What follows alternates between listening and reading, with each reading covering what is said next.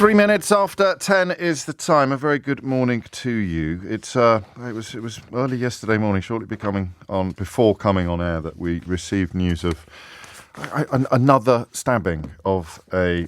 apparent stabbing of a teenager in London. Something about the details rendered this tragedy even more upsetting than others. I don't mean to set up any sort of hierarchy, but the fact that it was a schoolgirl in her school uniform on her way to school, and tributes to her have come in. The details, such as they are, involve a 17-year-old boy being questioned by detectives. It's believed he was known to the victim. But it is, once again, and it's a very long time since we've done this.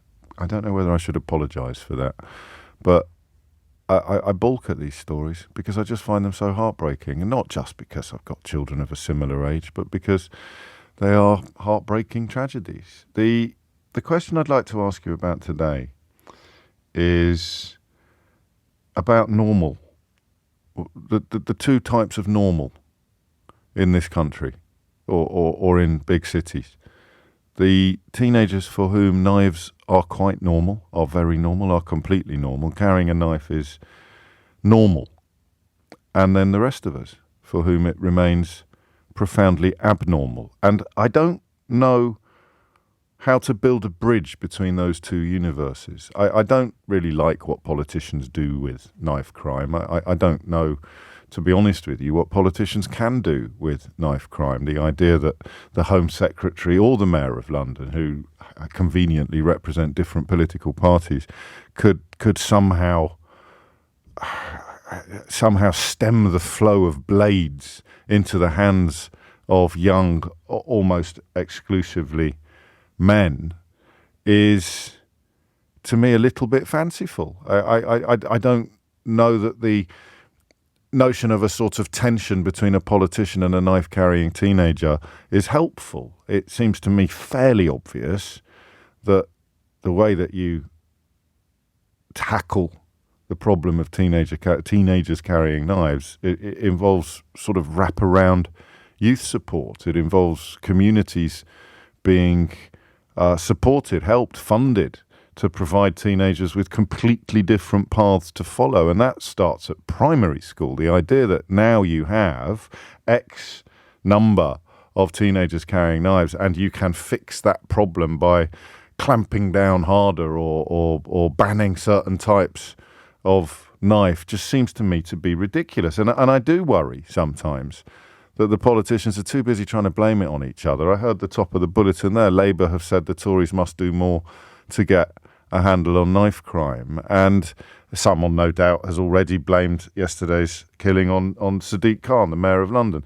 And they're as bad or as good as each other, really, aren't they? I don't know what an individual politician is supposed to do in these circumstances, but I do know that it involves education and nurture, just raising, as a society, teenagers in a context, in an ecosystem, in an environment where they won't feel that it is normal to pick up a knife. Normal. That's the question. That's the word that I keep hitting upon. And I'm not going to go completely meta on you, I promise. But radio phone-ins aren't very helpful either, historically, in this area, right? Because, it's very easy to get a long queue of people who have very little or no personal experience whatsoever of the issue, but are completely convinced that they've got all the answers. I'll tell you a moment. And one of the strange things about presenting a radio program that has, quadrupled or quintupled in popularity in the years that I've been doing it, is that I always think that you were there at the beginning. So I always think, we've done this so often, you've heard it all before. But of course you probably haven't, because you weren't there at the beginning. And there were days, not a million years ago, when it used to feel as if we were doing subjects like this almost every single day. Here's an example. I'm not putting you in idiot's corner, but it's, dear James, it starts and ends with the parents. Regards, Simon. It just doesn't, mate. Teenagers don't do what their parents say. It is absolutely ridiculous to think that that such a complicated question would admit such a glib and simplistic answer. And I'll tell you why, Simon, because I'm not putting you in idiot's corner yet. When we first started talking about this and trying to talk about knife crime, knife carrying, in an informative and illuminating way, and also, of course, steering well clear of the implicit dog whistle invitations to forms of racism that always accompany these sort of conversations, or often accompany these sort of conversations. The single most important lesson that I learned was this. I started carrying a knife because I was scared of other people who carried knives. And that, for me, was like a clouds parting moment or a penny drop instance, because I had never thought of it like that before. I had always, because for me it is not normal, I had always seen it as an act of aggression undertaken by an aggressive person. Here is a teenager who wants to rob and harm other teenagers, therefore he leaves home with a knife. But I took calls from you, and this, perhaps more than any other subject, is a subject where experience is absolutely invaluable. I took calls from you, and you told me that you started carrying a knife because you were frightened of being robbed on your way home from school, or you had to walk through a part of town where a gang of youths that you'd been at primary school with, but due to the vicissitudes of postcodes were now your sworn enemies, were going to do you harm or seek to do you harm. And I just want you to stop and think about that for a minute. So however old you are, however wizened you are, just think back to when you walked home from school, okay? Or even if you were at a school like mine, when you walked from your boarding house to your first lesson of the day, okay? And now imagine that someone who really doesn't like you is going to stop you on that walk and they have a knife. Right? Just imagine that. You can't disarm that kid by blaming his parents. You can't disarm that kid by, I don't know, having more robust policing. You are walking to school on Thursday morning. It is anything from a 5 to a 20-minute journey, and you are fairly confident that on that walk you will encounter someone who bears you ill will and probably will have a knife. Now, whether they just want to frighten you into handing over your phone or your wallet or your purse, or whether they actually want to hurt you for grievances undisclosed, what are you going to do? And that's the point at which you realize how discomforting and complicated this question is. What are you going to do? Well, I'm going to write a very furious column for the Daily Mail. Yeah, right, great. What are you going to do if you know that round that corner, quite likely, stands a teenage boy with a knife and a problem with you? Or simply just designs upon your smartphone.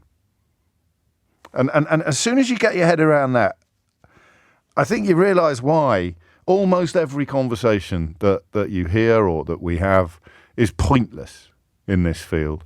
I'm told one Conservative politician has tried to claim that it's because of you, Les, that this happened. I'm afraid I'm going to need a bit more evidence so that someone actually in politics has claimed that the Mayor of London has been too busy introducing you, Les, to prevent a teenage boy carrying a weapon, apparently. But I mean, actually, do you believe that? Probably believe. I probably can believe it. But remember, the first line of the news bulletin on LBC today is Labour have called upon the government. What does that even mean? I don't know. So, 13 minutes after 10 is the time. You've also got, of course, lest anyone think I'm turning into some sort of rose-tinted character, that you've also got the kid who's carrying the knife that you're scared of, and the reason why he's picked up the knife in the first place. Did he do it out of fear and then become almost the problem himself, become an aggressive actor as opposed to a defensive actor? Because that for me is the crucial distinction. So these are the parallel universes that occasionally, of course, they occasionally intersect. Of course they do. But most of us only know about teenage knife carrying because of the news. Most of us only know about it because of days like today and tragedies like yesterday. Some of us know about it because you're living it. And it's you that I really want to talk to first today. What I really want someone to do, what I want you to do, is explain the normality of it. 0345 60 973. So it might be you or it might be a loved one. Why did you start carrying a knife? Why did you do it? And how do we denormalize it? I would imagine that the answer to that question is an uncomfortable one. It would involve epic amounts of investment and funding. No doubt it would be written off as woke. And why are we spending money on? But what are the alternatives? Hit everybody over the head, dangle them by their ankles from the nearest motorway bridge, and see what falls out. Wow, it sounds like the 1970s and 80s.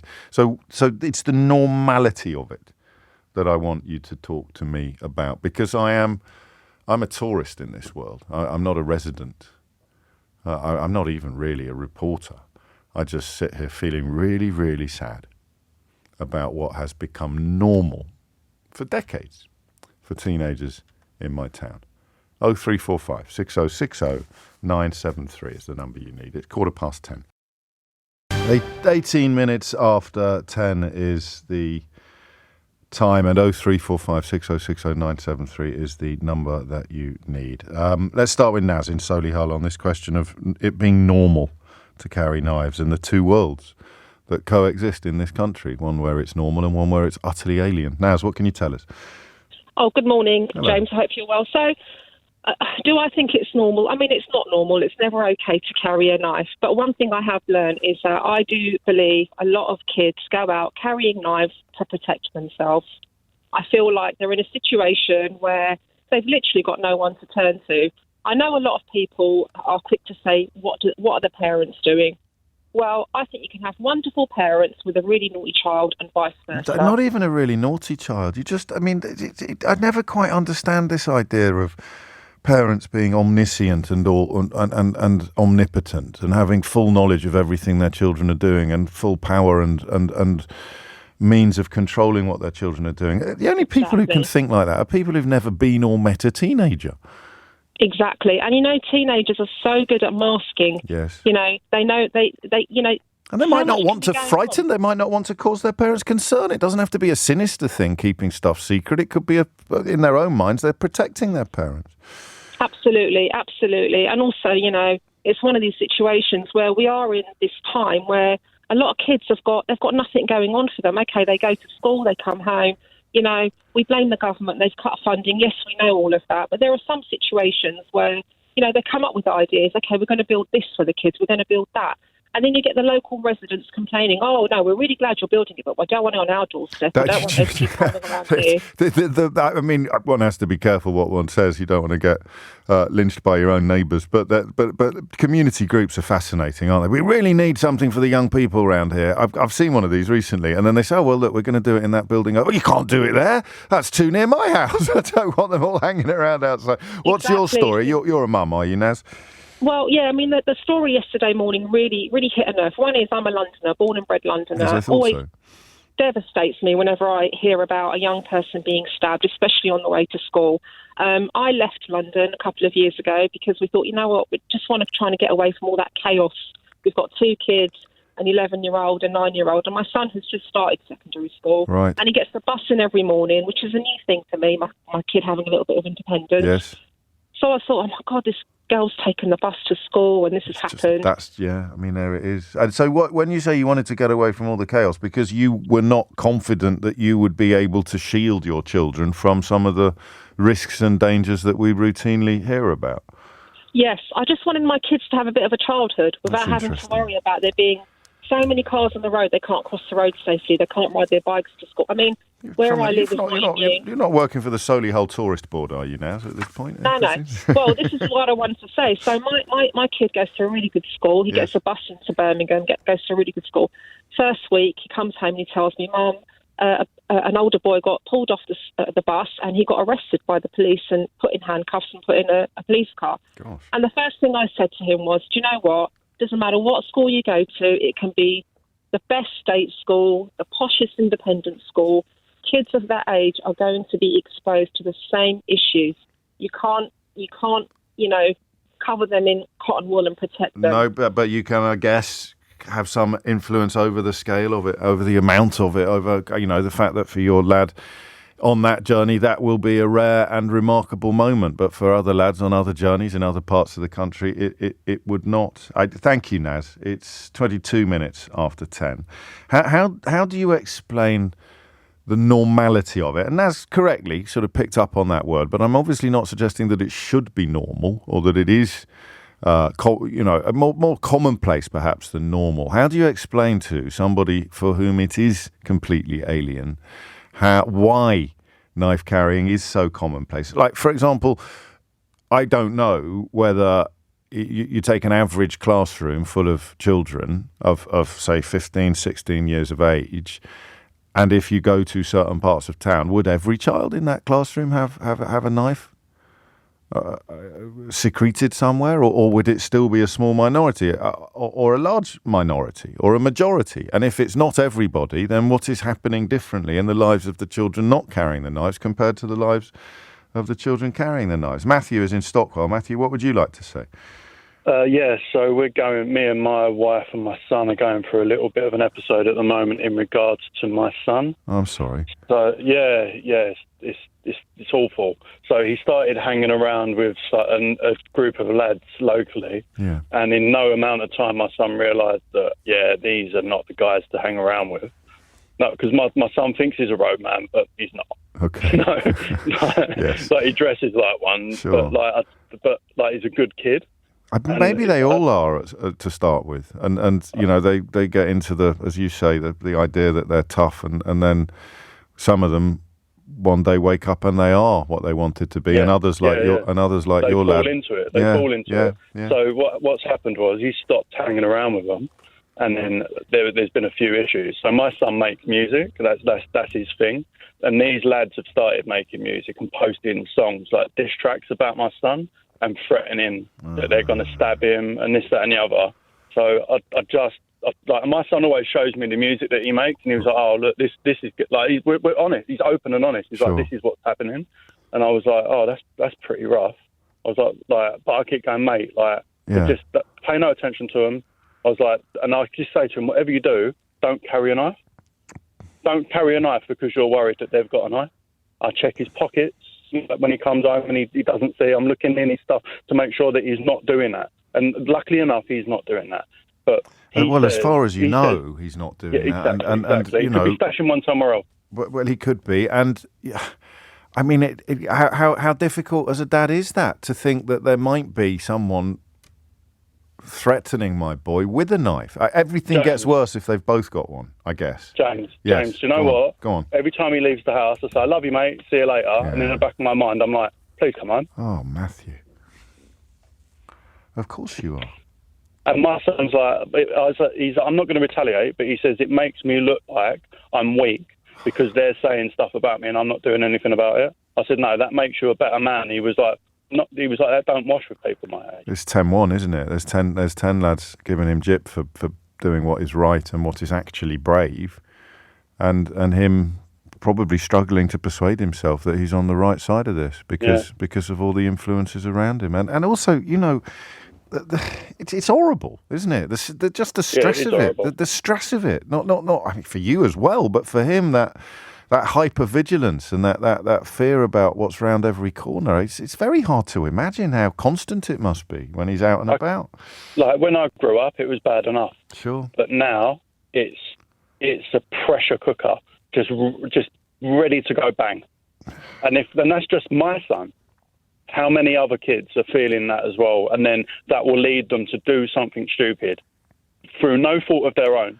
they feel like they have to be in that situation to look after themselves. And then what happens? You ruin the rest of your life over something stupid. Oh, well, that's the best case scenario, isn't it? That you've got the rest of your life to ruin. How on it do you have to be, do you think, as a dad? I mean, you sound as if you're very, very hands-on and that you've got a great relationship with your boy. That will be partly down to luck and partly down to judgment and effort, you know. I think it's more like I try and understand. Yes. I don't try and view, well, this isn't how it was when I grew up, because like my life and his life totally different.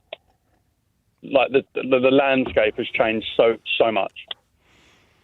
And so you're on it constantly. Like you say, every time he leaves the house, you're thinking, and I've got a really, really good relationship with his peer group.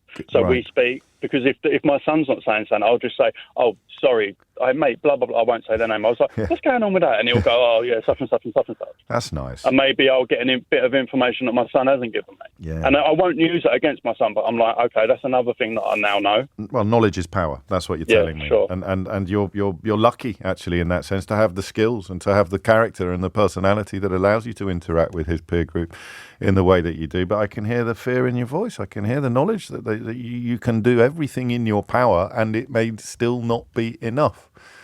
I guess the hardest conversation is the one where you tell your son why he shouldn't be carrying a knife out of protection, why he shouldn't arm himself because he fears other armed people. And I cannot express how much respect I've got for you for addressing that issue, for climbing that mountain. I just thank God I've never had to. And there it is, there, but for the grace of God goes every father. Thank you, mate, and good luck. 28 minutes after 10 is the time. You're listening to James O'Brien on LBC. The normalness is a better word than normality, I think. Normalness, I don't even know if normalness is a word, but that somehow conveys what I'm trying to say more than normality, because normality makes it sound like something that is just there and it is immovable and immutable and there's nothing you can do about it. The normalness of it is a different feel in the mouth. It sounds as if you're sort of saying, how can it be normal? How can it be normal? And what I need you to do is explain to people for whom it's not normal what it feels like when it is. And Paul already texting to say he sounds like a great parent. I mean, there it is. But there will be great parents whose children have got knives. I felt that's what he conveyed best, is that you can do everything within your power. But the ultimate point of contact with your own child is when you have to persuade them not to carry a knife, despite the fact that they are fearful of other people who do. And you don't have to have the story. You don't have to have the interaction and the music side of it. It could just be fear of crime, fear of being robbed, fear of being mugged. It's coming up to 10:30. The reason I'm going to the news is partly because it's time for the news. I can't squeeze in quick calls on this. So I'm going to talk to Merlin after the news and then hopefully to you as well. But this isn't a kind of 5 to 10 second quick chat conversation, is it? I think, as Matthew just proved. Lottie Morley's here now with your headlines. 10:33 is the time. The normalness of knife carrying, a guide, a user's guide, if you would, for those of us for whom, thankfully, it has never been normal. Merlin is in Wimbledon. Merlin, what would you like to say? Hi there, man. First of all, respect and thank you for all the compassion you're showing at the moment, and respect to the last guy as well, because anyone that thinks this is kind of a simple issue is clearly misguided. This is an issue where I'll tell you from my perspective growing up. Yeah. Obviously, the location name are different or whatever, but sure. Basically, yeah. So I started carrying when I was about 13, 14, and this wasn't even like, I come from a very good family in regards to not like wealth and stuff, sure. But my parents are very well educated. My dad was a lieutenant in the military for a very long time. So, yeah, well educated, got to a point where I'm getting on the bus. I've got to go to the gym at like 10, or I've got rugby practice or wherever. Yeah. I'm coming back. I'll give you an example from one specific time. I'm coming back through like the public footpath, wherever, into the park. Yes. And this random kid just comes out of there. He's eyeing me up for no reason whatsoever, walks past me, and then stops, because I heard him literally stop walking. And I was like, all right, cool, let me turn around, what's going on type thing. Took an earphone out, had one in anyway. And and he's just looking at me. And then man just draws a knife. I was like, bro, I haven't done anything, whatever. I've got my knife. I draw it, nothing happens. Just kept eyeing me up for a bit and then walked off. But there have been situations where I've been on the bus late at night or whatever. People try and pull something on you. You're walking home. They run around an alley. There have been times, like, I don't want to incriminate myself or anything, but there's been one or two occasions where I've had to use it in self-defense. And let me tell you something. I have the utmost respect for the public safety. I have the utmost respect for people who are not involved. I have the utmost respect for people who are just trying to go about their daily life, you know. But I think people need to understand it's less of... I mean, there's the gang aspect to it and all the facets that come with it. But people need to understand that it is also just a security concern. And we're not going to get rid of this concern unless we take a combined arms approach to this. We can't just do youth centres. We can't just do, what I was suggesting on the phone to the lovely lady, boxing and MMA gyms and stuff like this. These are all important. It's important to get kids in. There's no magic bullet. What did you hear in the last call when you've got a dad there? So your dad had no idea you carried a knife, right? At first he didn't, right. And then later on he was like, "I'd rather you go to jail than die," you know. And that's kind of I understand what he was saying, the previous guy, about the pressure cooker situation. That's exactly what it is, because it's the paranoia, it's the worry, it's on both sides, the parents and the kids, or whatever age. Because it's hypervigilance. Yeah. It's so bad for you. It's a permanently adrenalised state of existence. Yeah. When you're out and about, you're in fight or flight mode. It's supposed to be for a split second, but it becomes an almost permanent state of existence. So what did you hear then in the last call? So you've got a dad there adamant that he doesn't want his boy, despite the fact that his boy is being threatened by people who probably are carrying knives. What do you hear in that dad's story? I hear a similar situation, basically, but it's difficult because it depends on... You feel you had no choice, don't you? I feel I had no choice. Right. And then the second I got the choice, which is around second year of uni, where it'd been like a year or two of me going, man, we're not in London anymore. We're not... Like, this isn't daily life anymore. Okay. And eventually your friends are going to you, bro, why are you carrying a knife on campus? Like, who's going to rob you? Who's going to do something? Who's going to whatever? And after a year or two of just like, oh, he didn't do nothing. Oh, he didn't do nothing. Oh, I'm actually kind of safe here. And also, like, I feel like, and this is difficult because of all of the negative stuff going on with the police lately. But if the police had a positive image, they would be dealing with this so much easier than they are right now. Because even at university, when I think some guy got caught walking with one like drawn out, some point there in the middle of campus, and armed response came within minutes. You know, and that's a disproportionate response in the sense of like, it's one guy with like a kitchen knife versus 10 guys with G36Cs or something. But the point is, there's so many sides to this, but the most important thing is just security and paranoia. And this is the knot that can't be unravelled, isn't it? Because no one can. I'm intrigued by your dad's attitude as well, which was kind of a recognition, rightly or wrongly, his recognition that you are safer by being part of the problem. Well, this is the thing. He never saw it as. I mean, he had a very strong conversation with me where he was like, I do not want to hear anything about you having pulled that out in person, done this, done that. And not even like on you. You can keep it in your backpack or something in like a compartment where, it's not that easy to get to. You'll get to it if you genuinely need to. And, that wasn't like an easy decision for him to make. It wasn't like, oh yeah, my son can carry a knife. I mean, he's not from here, and obviously he's served in the military of the place he's from. Right. So he's used to combat. He's used to that sort of stuff, but he wouldn't want to impose that on his kid. But it's the normalness. It's the normalness of your existence that he's accommodating in his attitude to you, despite presumably a large part of him being completely freaked out by it. But what do you do? Exactly. Yeah.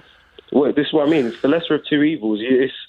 It's not black and white. It's just different tones of grey. And yes, I think of the kid the first time that kid pulled a knife on you, and you just had a sort of Mexican standoff. I wonder what his story is. His story might be the same as yours, but in the telling of your story, he becomes the storybook villain. He becomes the two-dimensional wrong-un, but his story might be the same as yours, albeit that then he then progressed or accelerated to being, he was probably clearly was thinking of robbing you, so he's gone over a new frontier. He's crossed a new Rubicon. The first Rubicon is carrying, right? Yes, exactly. And the second Rubicon is self-defense, and the third Rubicon is proactive crime. I can see the path. You never got to the third one. No, of course not. Well, I mean, this is the thing with that kind of situation. It is power. As a child or an adolescent or whatever, when you are given that sort of power in a country where we have tried to, and this is a good thing, I'm not saying it's a bad thing, where we have tried to move away from weapons in the same way that America has pushed it forward to their people. We have a similar issue here where they have a gun epidemic, we have a knife epidemic, but the problem is the same in regards to who's using or how it's used. The only difference is that guns just accelerate the process. Yes. But we carry on down this line, I guarantee you that's the next step, because paranoia knows no limits. When we are constantly arming up as people in working class backgrounds or whatever, having to protect ourselves this way, do you not think eventually it's going to get to a point where someone goes, well, that guy's got he's got like a machete now. Yeah. That's not going to be enough. I need a Beretta. I need a Glock. I need something. And it's going to keep going and keep going and keep going. Well, so that's a question of access as much as anything else. But I guess what you're describing is just a basic arms race. So I want a bigger. It's literally just a civil arms race, isn't it? And the one thing we haven't got here, thankfully, is a significant political lobby defending everybody's right to carry knives. So there are nuances and complexions to the comparison, but it's solid when it comes to the concept and exercise of power and the relationship between power and fear. An awful lot of admiration coming in for you, Merlin. Because of the clarity with which you tell your story, and of course the honesty with which you acknowledge your role in the problem. And the thing is, I don't have the answer. Merlin doesn't have the full answer, but it's not going to be a simple answer. And you can't fix the problem until you know what the problem is. And there, in a nutshell, is the problem with tabloid journalism. I don't care what the problem is. I just want to shout their Tim Pot two-dimensional solution from the rooftops. What is the actual problem? The problem is that people who don't want to carry knives carry knives. Come at it from that angle, the whole story looks different. Thank you, mate. James is in Scarborough. James, what would you like to say? Morning, James. I was a teenager that carried a knife. I got stuck once in my arm. Luckily, nowhere else. My brother carried a knife. He stuck someone in the stomach. And the direct result of that, he got caught, and the morning he was due in court, took his own life. Oh, God. So it's, but now I'm a youth worker, and I work and I talk to young people about these issues. And when I was a kid, we had nothing. There was nothing there was no dreams, but I had my name. People were scared of me walking down the street, and I thought that was respect. Right. And this is what I say to young people: there's a big difference between fear and respect. And yes, of course, you learn. Other people then want your name, and it's just a cycle. And when people then start threatening me and my brother, then we carried knives in return, and round the cycle goes. But it was youth workers with me that, for the first time, we spoke previously about ADHD. I've got ADHD. I remember, yes. And demonised for every single education system that I was in. And then, I'm an intelligent guy at Electric University now as well. But the education system demonised me. But I went in the youth club, and youth workers saw me as intelligent. They saw me as having talent and potential. And in that environment, I thrived and reached my potential. And austerity gives people no dreams, no hope. and people want a name. We're told we should be important. Every individual should be important, aren't we? In the capitalist system, we're meant to try and climb to the top. But when you've got nothing and no means of getting there, you have to find other ways of. It ends up being bravado, and that difference between fear and respect is massive. It is. So what do you say? What do you say to the teenager who is frightened of the latest version of you? So there is someone in their neighbourhood. Well, I could talk to them with honesty. Yeah. And that's I'm important. going to carry a knife because I'm frightened of him. What? How do you tell me not to? When youth clubs, those young people would be in the same building together, so they often talking. Okay. In every community, they'd be there. You break down the enigma. It's a person, not an enemy.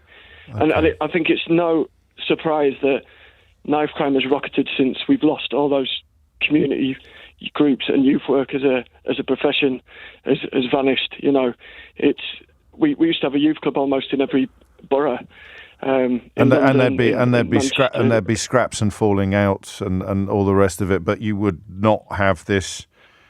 What's the word I'm looking for? It's a kind of splintering, isn't it? It's the every people are strangers because there's no communal hub, there's no interaction, and I hadn't thought of it like that. So when you just said because you'd know each other, it changes the dynamic of fear and power.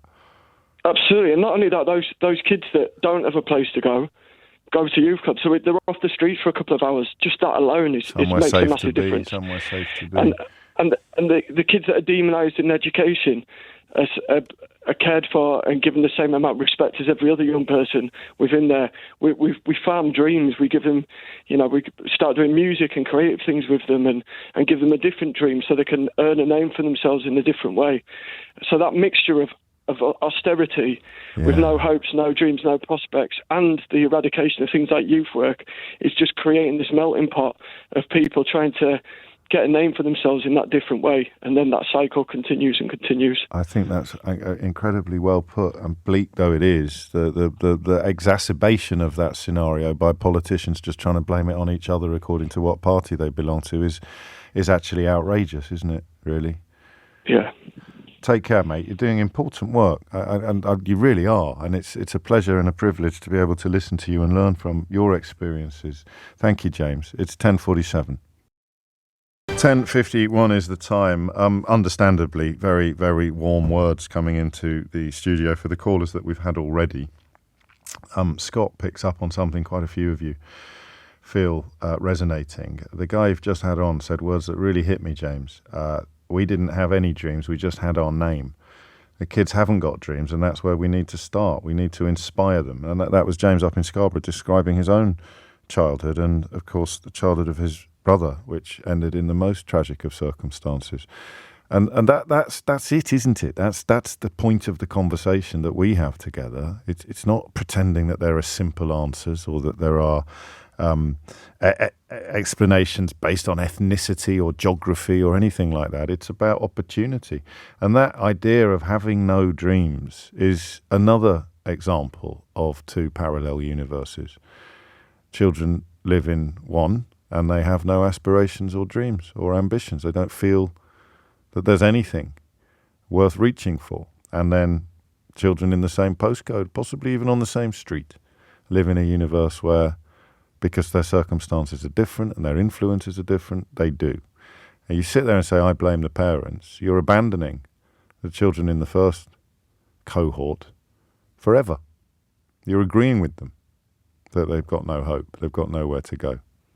I have a friend who works as a therapist, and the hardest thing to deal with is the child who just thinks they're going to follow their dad to prison, for example. Just thinks that is their path, and to persuade them that there is more is really, really hard to do. 10:53 is the time. Anne is in Leighton. Anne, what would you like to say? Hi, James. Thanks for taking my call. Very welcome. I've worked in with this subject for many, many years. I was in the police, and then I've worked with young offenders for over 20 years, moving over to a gangs team, dealing with all the county lines issues. So tell me if I go off track, because I've got so much to say on this matter, and we've done so many projects. first, initially, just like to say that it's absolutely true that young people are scared and that is why they carry a knife.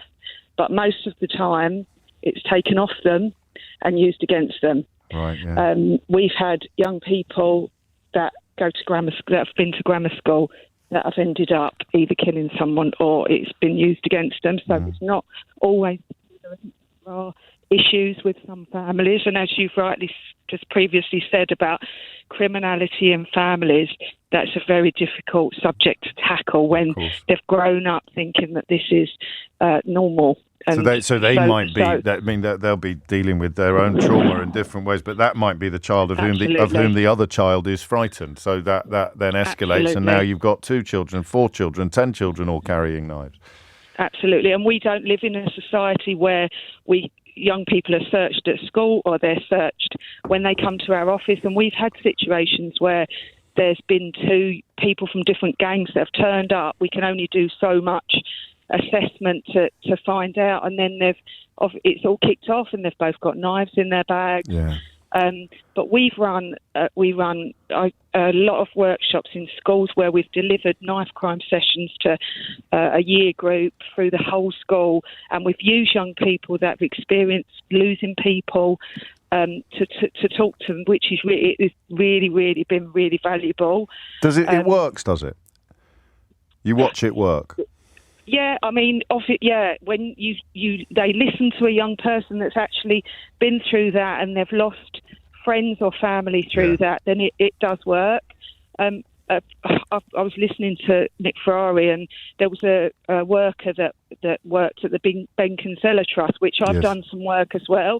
But it all comes down to research and what works. And I know in that Ben Kinsella, there is a setting which I know through experience that it has been said that that does not work. Putting young people in prison cells to see where they would end up, research suggests that does not work. That doesn't work. Okay.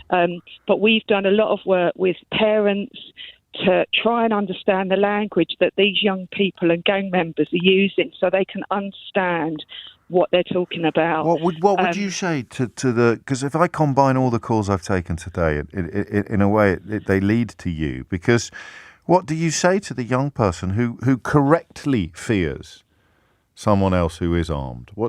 How do you persuade them that they shouldn't be? What do you think is going to happen if you get into a fight? What are you going to do if you get into a fight? They say, "I won't use it." You are going to use it. You're going to use it, or someone's going to use it against you. But Merlin's dad would say that I'd rather you were going to prison than I was going to your funeral. But that's not probably going to happen. Probably you're going to end up dead because they'll use it against you. What benefit is that? Or you'll get into a fight and you're going to use it. So there's 2 lives that they've lost their life. I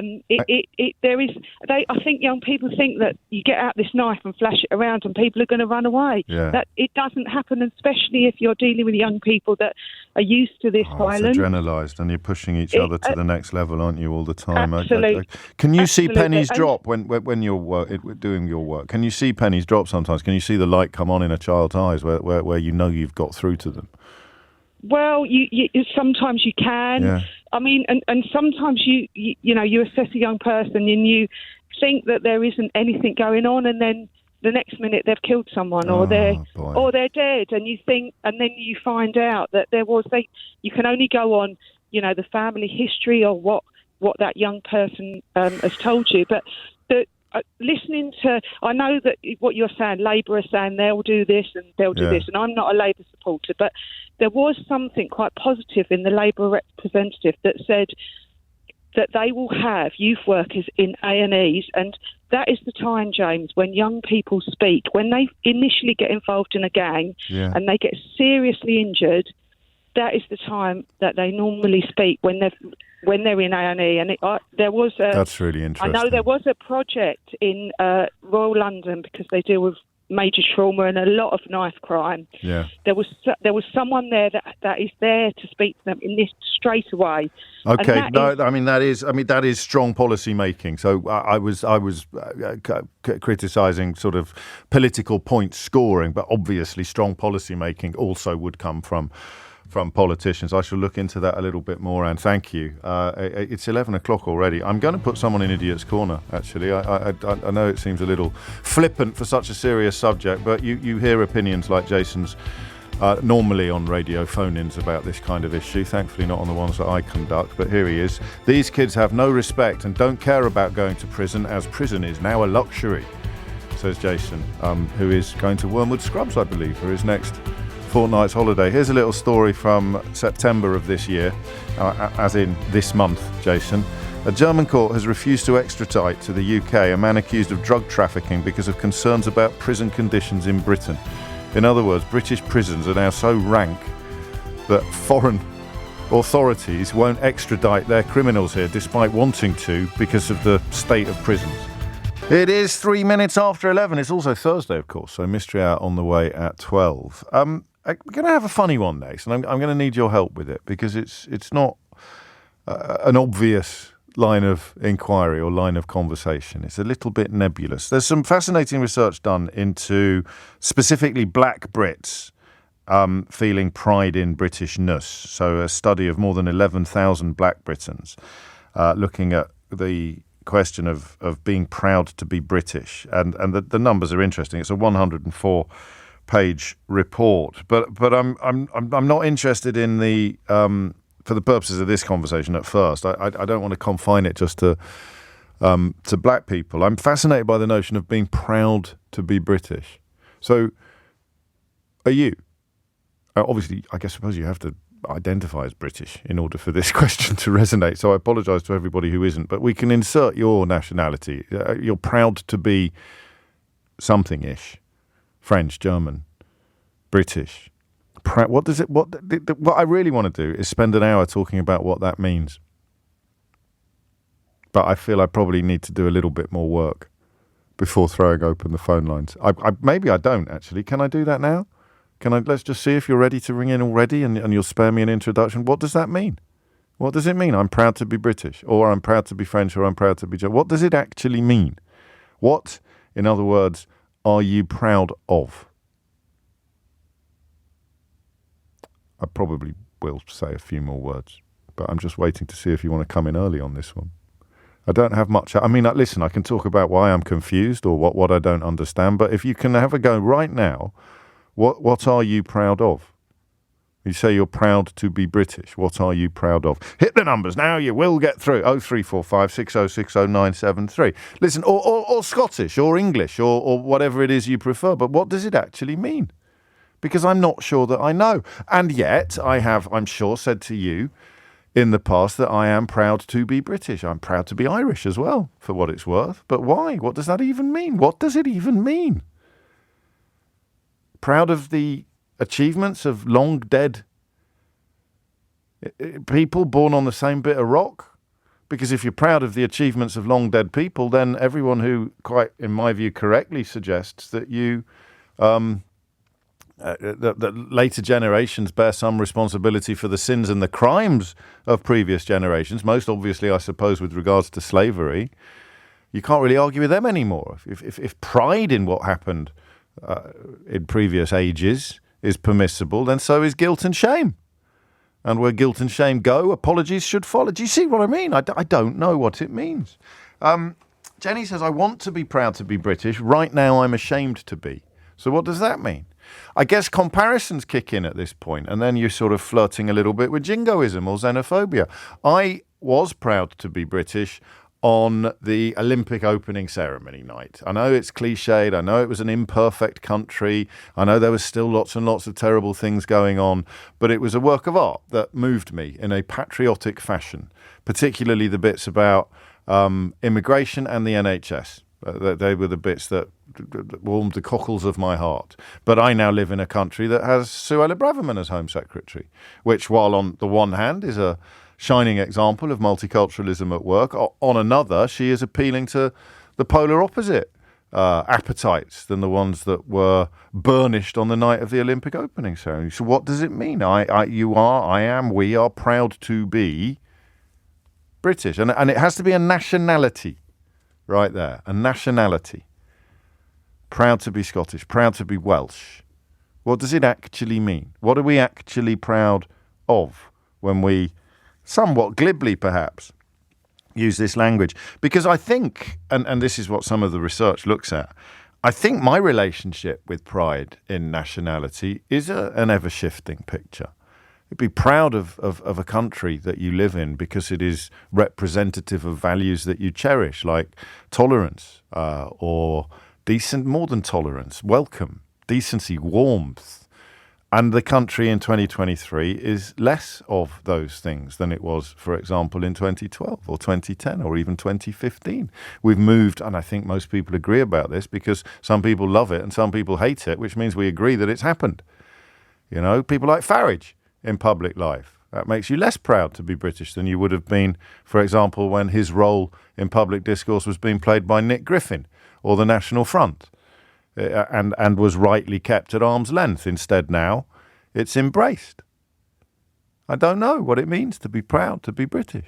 But I like the idea of being proud to be British, up to the point, but not including the point, where it empowers me to say, oh, I feel sorry for you because you're not. It's a funny one, isn't it? And I think we will change the rules slightly and dive straight into the phone calls on this one. Sam's in Croydon. What do you reckon, Sam? All right, James. I just want to say, firstly, I'm a big fan. Thank you. It's very kind. So, my parents are Eritrean. They came here from Eritrea. And I was born in London. I'm very, very, very... I love being a Londoner. It's everything that I am. But anytime I leave London, I get odd stares. The fact that people question whether or not I'm British makes me think, okay, well, I'm not going to try to be part of something that people don't really accept me in. Okay, and so when I get asked, like, I don't know, are you British? Like, when I leave the UK, I often tell people I'm a Londoner. I love this. So it's your nationality. I am Londonish. Londoner. But yeah, and what are you proud of then? When you say I am proud to be a Londoner, what are you proud of? Yeah, I'm not sure you mean proud, but I definitely love being a Londoner. Yeah. It's something that I find so. Me too, actually, as it goes. Me too. I'm glad. Vibrancy. What are we talking about? What is it? Because now we are both flirting with the idea of looking down on other parts of the country because we're saying, aren't we, implicitly, even perhaps explicitly, it's better here because. No, yeah, I mean, so everything about London, I love supporting Arsenal, for example. Love going to the pub. Well, Arsenal might be peculiar to London, but pubs certainly aren't. Sure. But yeah, no, everything about it. I love how, I think actually the biggest thing is I love how accepted I am. I can go to any part of London. Yeah. And nobody questions whether or not I'm from here. So your experience is different from mine then, for obvious reasons, and that we feel, and I think with quite a lot of evidence, that London is a shining example of diversity or multiculturalism or whatever you want to call it, and other parts of the country are some way behind. Yeah. And that is something to be proud of, although you shouldn't be proud of it because it should be normal. Yeah, I just want to say a story, actually. Yeah, go on.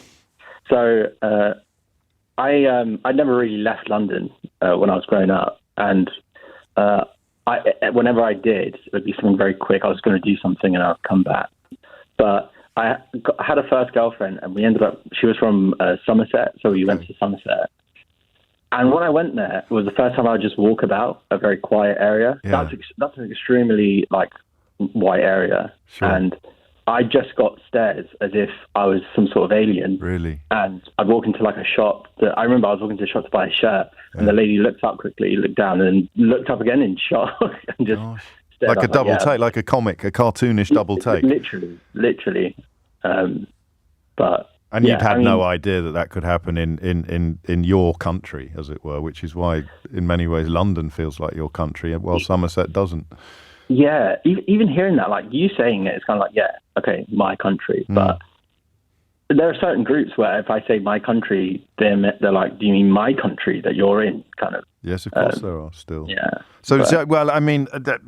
Inevitably, this question is going to prompt different answers dependent on background and heritage, but it shouldn't really, because, born here, that's enough. Exactly. Or common feeling, common sense. George Carlin, the comedian, this text reminds me, has an amazing routine about this and talks about how ridiculous it is to be proud of a nation. It's like being proud of being allergic to something or being 5'11". It's a genetic accident. It's not a skill. It's just where you ended up. But actually, literally, yeah. But you've gone better because you're describing London as compared to other areas, and you're right. The word's not pride. It's an act of love. I really love this because my life is better here than it would be there. And that line then between just affection and pride becomes quite perforated. Thank you, Sam. I think it was probably a bit of a mistake to gloss over the research that prompts this conversation, because that notion of Britishness being different for people of colour, particularly post-Brexit, the research shows Englishness has become much more strongly tied to whiteness in the wake of Brexit, but Britishness remains distinct from Englishness. And then, of course, we've now got Londonness, which everyone knows is, like I say, I feel like I'm betraying Kidderminster when I talk about being a Londoner.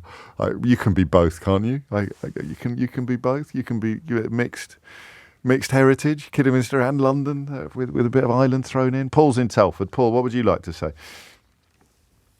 Oh, yeah. Hello, can you hear me okay? Loud and clear, Paul. What's on your mind? For me, I'm from a mixed cultural relation. So my partner is Vietnamese. Right. And I was never massively, I suppose, not massively kind of patriotic until you speak to someone from who they've grown up in another country. And then for me, when I speak to my wife, her uncle was a police officer, but he could only become a police officer because his father was a police officer and he bought into the police force. And that's not, if you don't know someone who's not a police officer, you can't become one. So corrupt, but you're proud to live in a country that's not corrupt. To the point where you're not dictated to what sort of job you have because of what your class is or who you are. But that's luck, isn't it? Can you be proud of being lucky? I think we should be proud of the fact that we do have a choice. If you work hard, and you say to your children, if you work hard enough, you've got the option to go and get a job in what you might actually enjoy, whereas some countries, you don't have that option. No, it works if the comparison is in place. I mean, you could call it luck, you could call it advantage. And the problem with your analysis, potentially, is that a lot of the things that you take pride in are getting worse, not better. So social mobility is down. Which means theoretically we should feel less proud of being British today than we would have done 20 years ago. Yeah, quite possibly, I agree. I think if you look at, it depends what your comparison is, what your yardstick is really. Yes, it does. If you use Europe, we would be quite far down that list. But I think when you then look at maybe other countries and other people's suffering, you then actually go, I am very fortunate. I am, even if when you compare some of the stuff that we have compared to America, really. Yeah, but again, fortunate, luck, gratitude. When does it become actual pride? Yes. It's how would you kind of split the two, I suppose, really, isn't it? Would be the bigger question. It is. And yet we never stop to think about it because we just presume we are. Of course I'm proud to be British. How dare you suggest otherwise? What are you actually proud of? Yeah. Well, I'm proud of the fact that we've got a slightly less corrupt police force than Vietnam, or a considerably less corrupt police force than Vietnam. But our faith in the police is diminishing daily at the moment as we find out what's been going on in the darkness, and therefore our pride must diminish as well. And when does it disappear entirely? How bad do things have to get before you think, oh crikey, I wish I was Vietnamese? It is a case of that. I think when you in this country, there's a lot of things that we do take for granted, and it's only really when you then go outside you then take a step back. But likewise, when you go to other countries, you do look at them and go, crikey, yeah. why can't we do that? And yes. I think it's really where your comparison point is, really, I suppose. Yeah, it is, and yet pride becomes, the more this conversation goes on, actually pride, all three of us that have contributed so far, but pride isn't necessarily the right word, even though it's the one that we'd reach for first. Thank you, Paul. Take care. It's 11:17. 20 minutes after 11 is the time. We should keep forgetting about Woke Watch. There was I'm pretty sure yesterday I saw HS2 described as woke. How the hell did that happen? I said to you some time ago, if you found that, can you send it to me? I'd tweet it to @Mr. James OB. I'm pretty sure I saw it. HS2 was described as woke. And I said to you when we started doing Woke Watch that eventually it'll just be used to describe anything they don't like. But I didn't think it would actually go that far. What's a woke train? How can HS2 be woke? But I did, well, I suppose I get a win for that, saying it just be, so eventually sort of, what food don't you like? I don't like kedgeree. Woke kedgeree. What don't you like? I don't really like Spurs. Woke football team. I do like Spurs. I was just thinking of, because the caller said at Arsenal, I just thought to just reach for Spurs. So what's something you don't like? I don't like, I'll tell you what I don't like. I don't like rain. Woke weather. We got woke. How can a train be woke? If I find that story, and it is actually true, then we will bring in the sting, the woke sting. We have a woke sting. We have some production to accompany Woke Watch, which is unfortunate, really, because we keep actually forgetting to do it. What does it mean to be proud to be ish? English, British, Londonish, French, German. What does it actually mean? What are we actually proud of when we say we are proud to be of this nation, of a nation? Kirsty's in Luton. Kirsty, what would you like to say? Morning, James. Hello. When I hear "proud to be British," immediately I always think about the Facebook page that keeps cropping up on my feed, but not because I post anything from there. Right. So, for example, a lady in my Facebook network who is a lady who lives in New York. She's a diplomat's wife.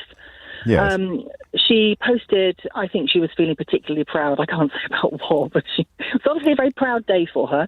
And she said, just in case anyone's in any doubt, I'm proud to be British. And she posted a feed from I'm Proud to be British, the Facebook page. Okay. And what's on it? You know what's on it. You know what's on it. I've got no idea. I've got no idea what's on. Oh, come on, I know you do. But I promise you I don't. This is taking a surreal turn. I don't spend a lot of time on Facebook, and when I do, sometimes I think I'm. Yeah, go on. I only follow quite a small number of close friends because Twitter is a very public thing for me, so Facebook is a very private thing, and I don't think anyone's ever put anything from the page that you describe. Well, you're lucky. Then you're lucky. So I just thought to myself, oh, this is going to be another Where My Poppy with Pride page. And it was basically, unfortunately, I went in.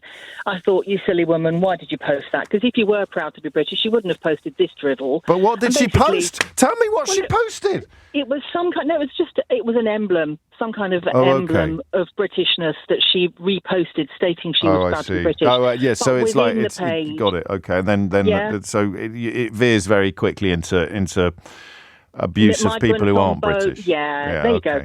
It was all about colour. It was migrants on boats. Right. It was we want none of this. Let's get them. Kill the RNLI, all that kind of stuff. Proud to be British. Okay. But that's not what you mean if you say you're proud to be British, and it's not what I mean. But what do we mean? It wouldn't be. It wouldn't be if I was proud to be British, but I'm neither really ashamed to be British, neither proud. Nor ashamed. I suppose I'm probably veering on more of the ashamed, and there's probably a load of people screaming woke at me from, Stop second-guessing everybody. There is a lot going on in this country that we should be ashamed of. There'll be people screaming woke at Kirsty in Luton, but unfortunately, I'm not proud of this government. I'm not proud of the last. No, but being proud to be British goes deeper. It could go back to I don't know, suffrage, universal suffrage, or the abolition of slavery, or. Do you know what? Yes. Okay, fine. Then I'm proud about the women fighting to get the vote. I'm proud of elements of Britishness. Yes. I'm just not proud of our recent history, and I've never been a particularly proud. I count myself more as proud to be a Europhile, proud to be a Francophile, because that involves actual actions of openness, actions of sharing, whereas the Facebook book you describe celebrates the opposite. It celebrates an insularity, it celebrates a xenophobia, a jingoism, it celebrates a narrowing of humanity rather than a widening, rather than an embracing and a broadening.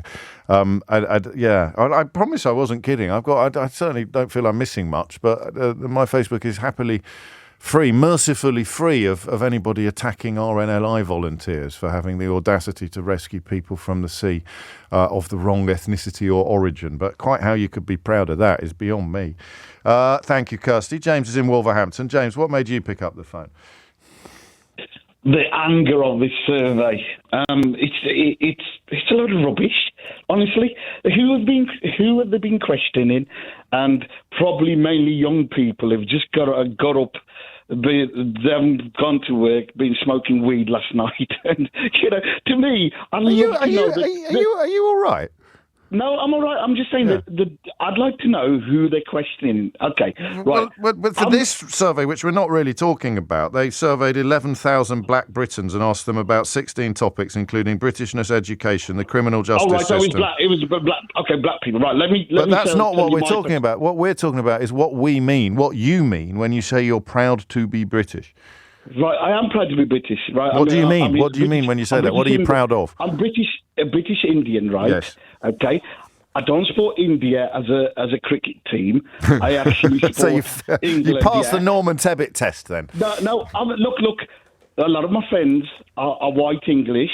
Yeah, but it's been part of the community and doing the stuff that British people do, and maybe occasionally wearing an England football shirt, But what are you proud of? Proud of what Britain stands for. What does it stand for? What does it stand for? Fairness, equality. It's one of the most unequal societies in the world. Yes, but you get that everywhere. You get that. So why are you proud of it then? You can't say I'm proud of all the fairness when there isn't any. Look.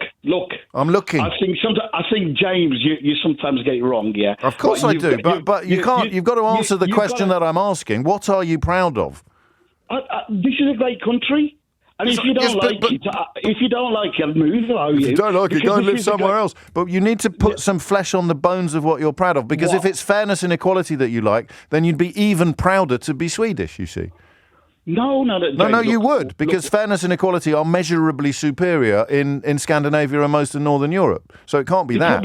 It probably is, but look, what I regard as being proud of what this country can do, like great events like the Commonwealth Games in Birmingham last year. They're literally held in a different country every 4 years, mate. So you can't be proud of the fact that we did it, because they've all done it as well. They were well organised. So were the Beijing Olympics. So come on, James. Come on. What do you mean? Come on. It's not my fault you can't think of anything that is peculiar to being British. There's a lot of things. Okay, Go on then.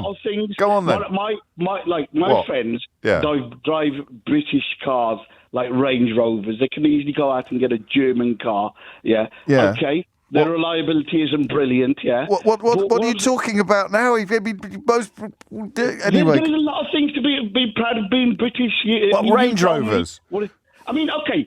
If you didn't like this country... No one's saying you don't like this country. We all like this country. It's our home. I do like this country. It's my home, but what am I supposed to be proud of? But a lot of stuff. There's a lot of stuff. Which is why you're struggling to name anything then. And I think Range Rover's owned by an Indian company, isn't it? Yes, but it's made in this country. Well, okay. Well, so's my lunch. James, honestly. So's my lunch. It doesn't make me proud. Look, what are you proud of? There's a lot of stuff that we've got. A lot of that other countries haven't got. Go on then. Like what? Like what? Look. I'm looking. The health service, for a start, the health service might be a mess. There you go. I like that. Right. The health service is... It might be a mess, but we've got it. We have. In America, you have to pay for it. You do. Okay? You do. Right? I bet there's plenty of other countries where you don't. Okay, that's fine. Look, the reason why it's a mess is it's been used a lot. It's been used. Honestly, I'm proud of it as well. Just out of interest, why did you start talking about kids smoking weed when you rang in? No, I'm just saying, some of these surveys, when they criticise my city of Wolverhampton, they pick on... No one's brought Wolverhampton into it. Look, listen. But you're slagging off your own country. You're slagging off the people in your own country that you're supposed to be proud of. Look, some of them people probably need to be slagged off, Right. There's some good people. There's good people in this country. Well, there's good people all over the world, and there's bad people all over, which is why the idea of being proud of a specific nation, although we all think we feel it, we find it...